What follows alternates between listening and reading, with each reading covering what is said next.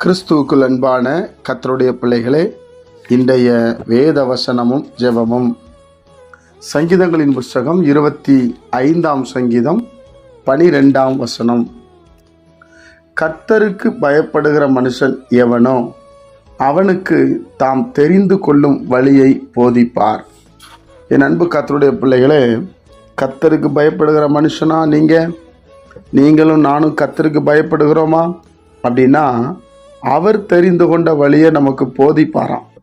இந்த வழியில் போகாத, இந்த பண்ணுறது நீ தப்பு என்று தேவ மனிதர்கள் மூலமாக எச்சரிப்பார், வேத வசனத்தின் மூலமாக எச்சரிப்பார், அப்புறம் சொப்பனத்தின் மூலமாக எச்சரிப்பார். அப்போ நம்ம புரிஞ்சுக்கிடணும், நம்ம குறைவுள்ளவர்கள், நம்ம அறிவு குறைவுள்ளது. எனக்கு எது சரின்னு படுதோ அதை நான் செய்வேன், நான் செய்கிறது சரி தவறு என்று எனக்கு தெரியாது. அப்போது நம்ம கர்த்தருக்கு பயந்தோன்னா, இப்போ அந்த வழியில் போகாத, இது சரியான வழி இல்லை என்று சொல்லி கர்த்தர் அவர் தெரிந்து கொள்ளும் வழியை நமக்கு போதிப்பாராம். அதுதான் நமக்கு ரொம்ப முக்கியம். தேவனுடைய பிள்ளைகளே, எந்த மனிதனும் பர்ஃபெக்டாக ஊழியங்களையோ எதையோ செஞ்சு விட முடியாது.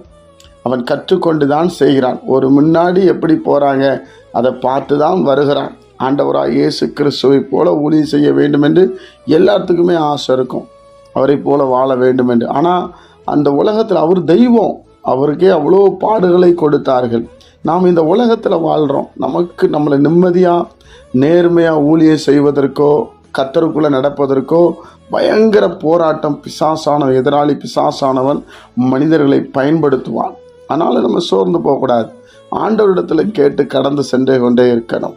என் அன்பு கர்த்தருடைய பிள்ளைகளே, அப்போது கர்த்தருக்கு பயப்படுகிற மனுஷன், ஆண்டவருக்கு பயப்படுற பயம்தான் நம்மகிட்ட இருக்கணும். மனுஷனுக்கு பயந்தா ஒவ்வொருவரும் ஒவ்வொரு விதமாக சொல்லுவாங்க.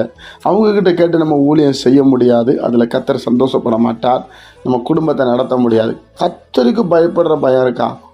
தேவனுக்கு பயப்படுறோமா? தேவனுக்கு உண்மையாக இருக்கோமா? அதைத்தான் தேவன் பார்ப்பார். அப்படி பார்த்து நம்மளை நடத்துவார். நிச்சயமாக நீங்கள் ஆசீர்வதிக்கப்படுவீங்க. ஜெபிப்போமா?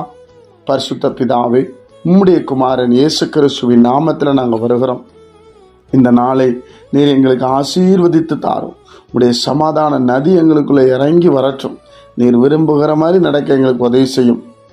உமக்கு பயப்படுகிற பயத்தை எங்களுக்கு தந்து நீர் தெரிந்து கொண்ட வழியிலே எங்களை நடத்தும் அப்பா. இந்த நாளை எங்களுக்கு ஆசீர்வதித்து தாரும். கர்த்தராகிய இயேசுவின் மூலம் ஜெபிக்கிற நல்ல பிதாவே, ஆமென்.